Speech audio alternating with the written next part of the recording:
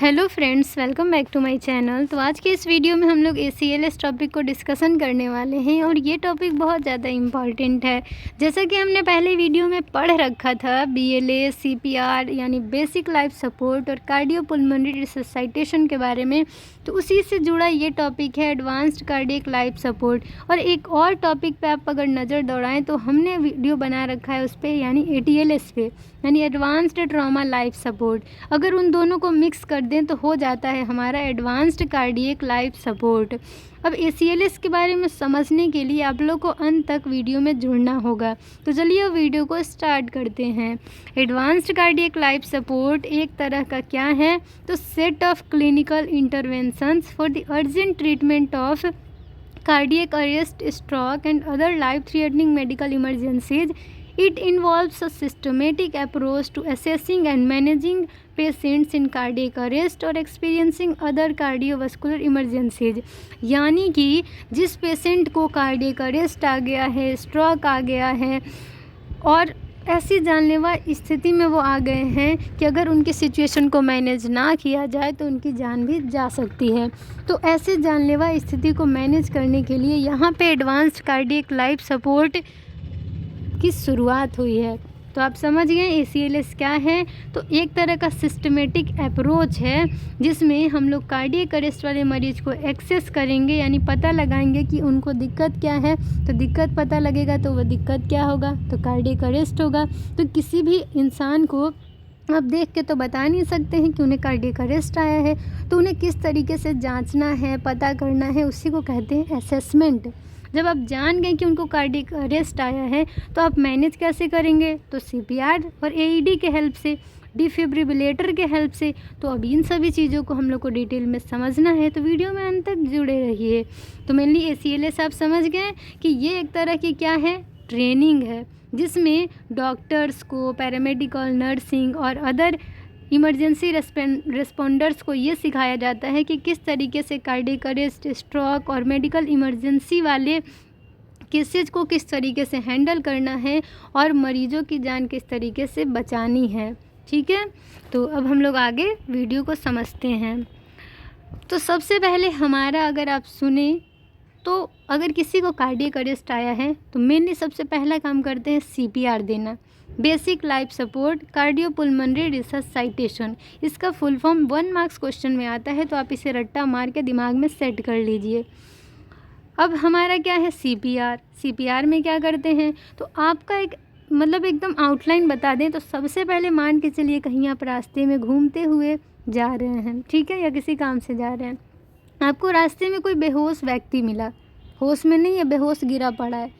आप उसके पास जाएंगे तो रोड पे से उसको एक सेफ़ जगह पे ले जाएंगे। सबसे पहला काम है सीन सेफ्टी। सेफ़ जगह पे ले गए, किसी समतल जगह पे ले गए उस मरीज को, उस विक्टिम को जिसको कि बेहोशी छाई, यानी वो बेहोश है अभी। उसके बाद आपको उनके शोल्डर पे, कंधे पे, या फिर उनको जो है थोड़ा थपथपाना है, उनके ऊपर टैप करना है शोल्डर पे और पूछना है क्या आप ठीक हैं, आपका नाम क्या है।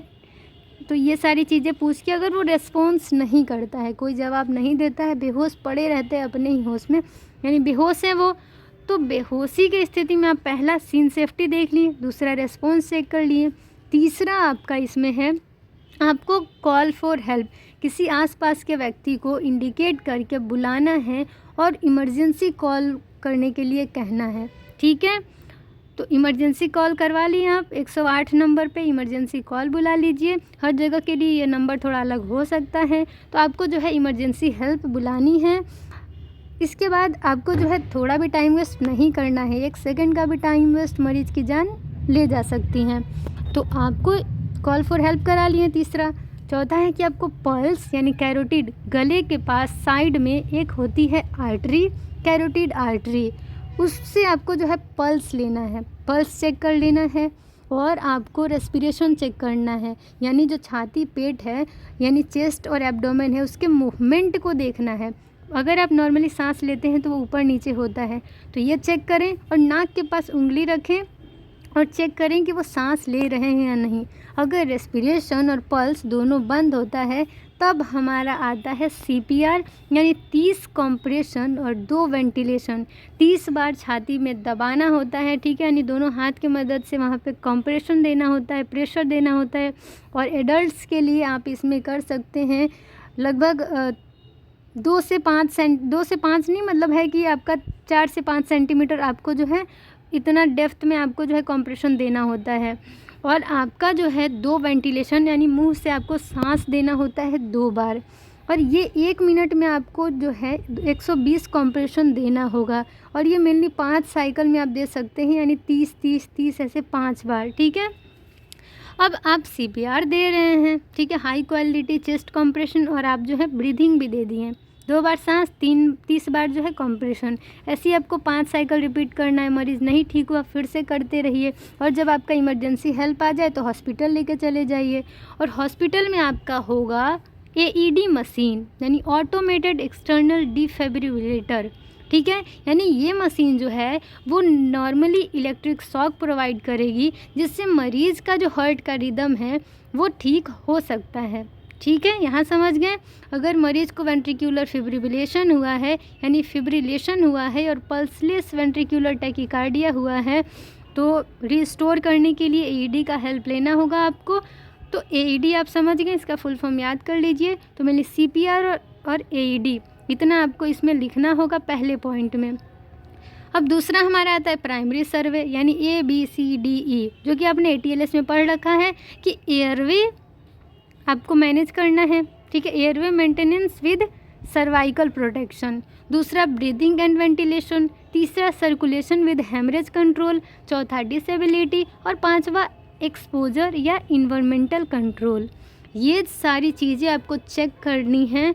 और मरीज़ की अगर जानलेवा स्थिति है जो कि आप प्राइमरी सर्वे में पता नहीं लगा पाए हैं, सेकेंडरी सर्वे में आपको पता लगाना होगा। यानी अभी तो प्राइमरी में है तो सेकेंडरी का बात ही छोड़िए, पहले में आपको जो है ये सारी चीज़ें पता लगा लेनी है। कोई दिक्कत है तो अब आपको क्या करना है, उसे मैनेज करना है, ठीक है। प्राइमरी सर्वे में आपको ये पता लगा लेना है, जो जानलेवा स्थिति है उसको पहले कंट्रोल करना है, ठीक है। नेक्स्ट है rhythms and algorithms. Identification and management of specific cardiac rhythms, pulseless ventricular tachycardia, asystole. यानी कुछ ऐसी कंडीशन होती है जिसमें हार्ट जो है एकदम काम करना बंद कर देता है, या फिर हार्ट का कोई एक चैम्बर बहुत ज़्यादा एक्टिव हो जाता है, या फिर हार्ट पंप तो करता है, यानी बीट, यानी हार्ट जो है बीट करेगा, कॉन्ट्रैक्ट रिलैक्स करेगा, लेकिन ब्लड को पंप नहीं करेगा। तो ऐसी कंडीशन को मेंटेन करने के लिए आपको जो है बहुत जल्दी स्टेप लेना होगा। अब हमारा नेक्स्ट पॉइंट है मेडिकेशन। मेडिकेशन में आपको एपिनेफ्रिन देना होगा और एमियोडेरोन देना होगा, और एक ड्रग होता है एट्रोपिन, जो कि आपके डॉक्टर पर डिपेंड करता है कि वो देंगे या नहीं देंगे। लेकिन इमरजेंसी सिचुएशन में आपको याद रखना होगा कि एड्रेनालिन यानी एपिनेफ्रिन देना होता है, एट्रोपिन भी देना होता है। वो डिपेंड करता है डॉक्टर दे रहे हैं या नहीं, वो सिचुएशन पर डिपेंड करता है मरीज़ के। एमियोडेरोन भी दे सकते हैं, जिससे कि मरीज़ की जो हार्ट की कंडीशन है वो थोड़ा नॉर्मल हो सके। नेक्स्ट आपका है एडवांस्ड एयरवे मैनेजमेंट, जिसमें आपको क्या करना है कि एयरवे को मैनेज करना है। इसको मैनेज करने के लिए आपको ET ट्यूब को लेना होगा, यानी इंडोट्रैकियल ट्यूब को लेना होगा, और मरीज़ के गले में डाल देना होगा, यानी इंट्यूबेशन कर देना होगा। तो इससे आपका एयरवे मैनेज हो सकता है। नेक्स्ट है सुप्राग्लॉटिक एयरवे डिवाइसेज, यानी कि ET ट्यूब के जगह आप LMA यानी लैरिंजियल मास्क एयरवे डाल सकते हैं, या फिर आईजेल डाल सकते हैं। इससे भी एयरवे सिक्योर हो जाएगा। नेक्स्ट है पोस्ट कार्डियक अरेस्ट केयर, यानी कि कार्डियक अरेस्ट आ गया, ये सब आप मैनेज कर लिए। अब बाद में आपको क्या करना है, तो वाइटल मॉनिटरिंग कर लेना है और टेम्परेचर कंट्रोल करना है, ठीक है। यानी वाइटल मॉनिटरिंग में क्या क्या होगा, तो temperature, respiration rate, temperature, blood pressure, SpO2 saturation, सब कुछ चेक कर लेना है। नेक्स्ट है team dynamics, effective communication, clear communication within the resuscitation team is crucial, roles and responsibilities, assigning specific roles to team members for efficient and coordinated care. यानी कि आपको यहाँ पे टीम वर्क करना होगा, यानी आप एक अकेले इंसान इस इमरजेंसी सिचुएशन को हैंडल नहीं कर सकते हैं। तो आपको सबके साथ खुले तौर पे बात करना होगा कि आप ये दवाई लोड कर दीजिए, ये इंजेक्शन लगा दीजिए, आप CPR दीजिए, आप AED मशीन के हेल्प से इलेक्ट्रिक शॉक दीजिए। तो ये सारी कंडीशन आप एक टीम के साथ ही कर सकते हैं। कोई डॉक्यूमेंटेशन करेगा, कितना ml दवा लगा, क्या वाइटल्स हैं। तो ये सारी चीज़ों को करने के लिए आपको एक टीम की ज़रूरत होगी। तो आपको जो है क्लियर कम्युनिकेशन करना है, अपनी रिस्पॉन्सिबिलिटीज़ को पूरी ऑनेस्टी के साथ निभाना है और मरीज़ की जान बचाने का आपको ट्राई करना है। Special circumstances post resuscitation care addressing the underlying cause of cardiac arrest and preventing further episodes acute coronary syndromes, prompt identification and management of heart attacks।